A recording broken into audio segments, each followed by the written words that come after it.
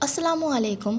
اس سے پہلے ہم نے حضرت یونس علیہ السلام کے بارے میں سب کچھ جانا کہ کیسے وہ مچھلی کے پیٹ میں گئے، وہاں سے اللہ سے انہوں نے کس طریقے سے توبہ کی اور ان کی قوم کے ساتھ کیا کیا ہوا۔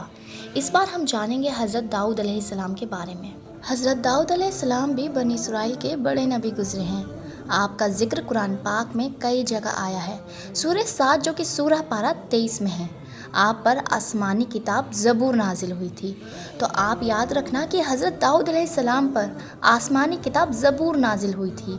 تو موسیٰ علیہ السلام کے انتقال کے کافی عرصہ بعد بنی اسرائیل کے سرداروں نے اس وقت کے نبی سے کہا کہ ہم کو ایک بادشاہ کی ضرورت ہے جس کی سرداری میں ہم اللہ کے دشمنوں سے جنگ کریں۔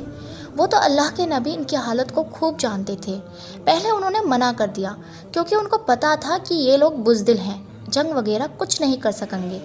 مگر جب قوم اور سرداروں کا اصرار بڑھا اور وہ نہیں مانے تو اللہ کے نبی نے فرمایا کہ اللہ تعالیٰ نے تمہارے طالوت کو بادشاہ بنا دیا ہے۔ اب یہ طالوت کون تھے؟ طالوت ایک غریب آدمی تھے۔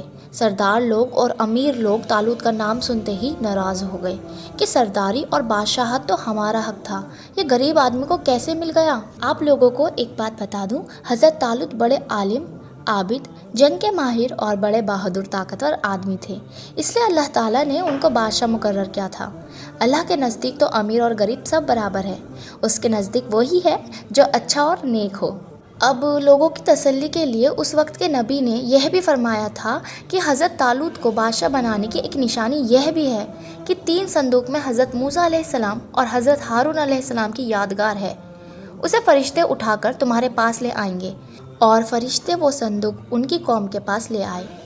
آخر انہوں نے حضرت طالوت کو اپنا بادشاہ بنا لیا۔ جب طالوت اپنی فوج لے کر روانہ ہونے لگے تو انہوں نے اپنی قوم کی ایک آزمائش کی۔ وہ دیکھنا چاہتے تھے کہ اگر کوئی مصیبت آئی تو یہ لوگ بھاگ جائیں گے یا اس کا مقابلہ کریں گے۔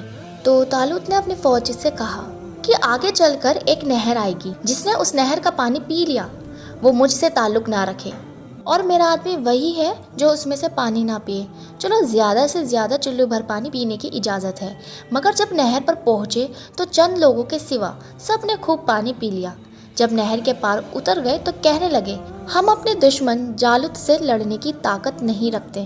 مگر ان میں وہ لوگ جو ایمان والے تھے اور جس نے صرف ایک گھٹ پانی پیا تھا، وہ پکار اٹھے کہ اکثر ایسا ہوتا ہے کہ اللہ کے حکم سے تھوڑی سی جماعت بڑی جماعت پر غالب آ جاتی ہے۔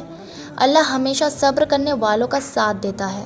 تو جب یہ لوگ اپنے دشمن جالوت کے لشکر کے سامنے آئے تو اللہ تعالیٰ سے دعا کی، اے ہمارے رب، ہمیں اپنے پاس سے صبر عطا کر کہ مر مٹے مگر دشمن سے ڈر کر پیچھے نہ ہٹیں۔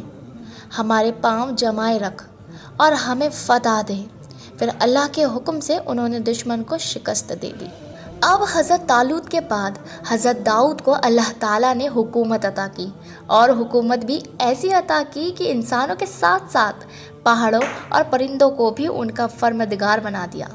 ان کو دانائی اور مقدموں کے فیصلے کرنے کی لیاقت بخشی، پھر بھی وہ اللہ تعالیٰ کی عبادت ہر وقت کرتے رہے۔ اللہ تعالیٰ نے ان کو حکم دیا تھا کہ پوری جرہیں بنائیں، کڑیوں کے جوڑنے میں مناسب انداز کا خیال رکھیں اور اپنی زندگی نیک کاموں پر خرچ کریں۔ اب اللہ تعالیٰ تو بہت بڑا، بہت مہربان ہے، وہ اپنے بندوں کا امتحان ضرور لیتا ہے۔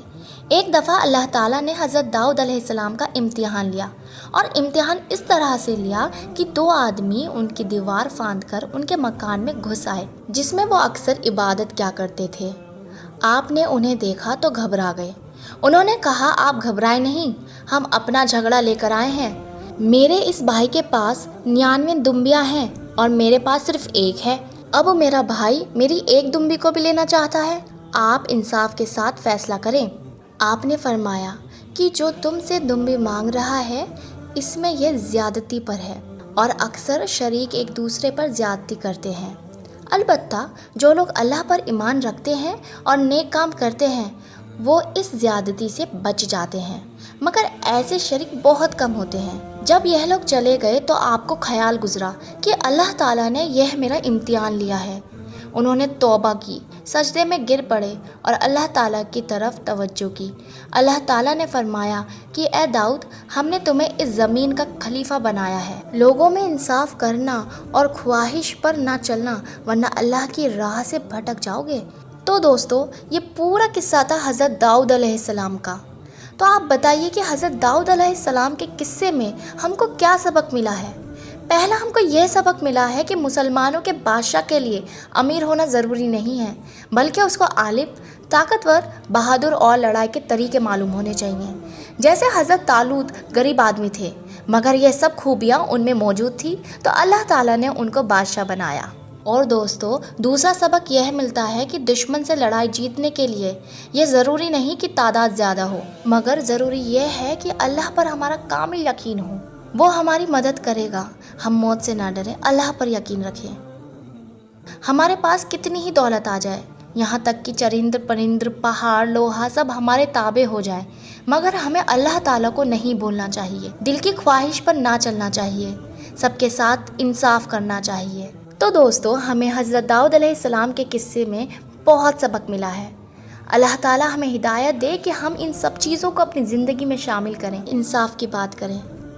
تو یہ پورا قصہ ہم جان چکے ہیں، اب ہم جانیں گے حضرت لقمان علیہ السلام کے بارے میں۔ اگر آپ کو بھی انٹرسٹ ہے اپنے سارے نبی کی زندگی اور قصے جاننے میں، تو آپ اس چینل کو سبسکرائب کر سکتے ہیں، کیونکہ اس چینل پر سیکوینس میں ہر نبی کے بارے میں بتایا جا رہا ہے، ان کے قصوں کے بارے میں بتایا جا رہا ہے۔ جیسے ہم نے آج حضرت داؤد علیہ السلام کے قصے کے بارے میں جانا، اس کے بعد ہم حضرت لقمان علیہ السلام کے بارے میں جانیں گے، تو آپ ان سب چیزوں کو دیکھ سکتے ہیں۔ انشاءاللہ آپ ہمارے چینل کے تھرو بہت جان پائیں گے۔ السلام علیکم۔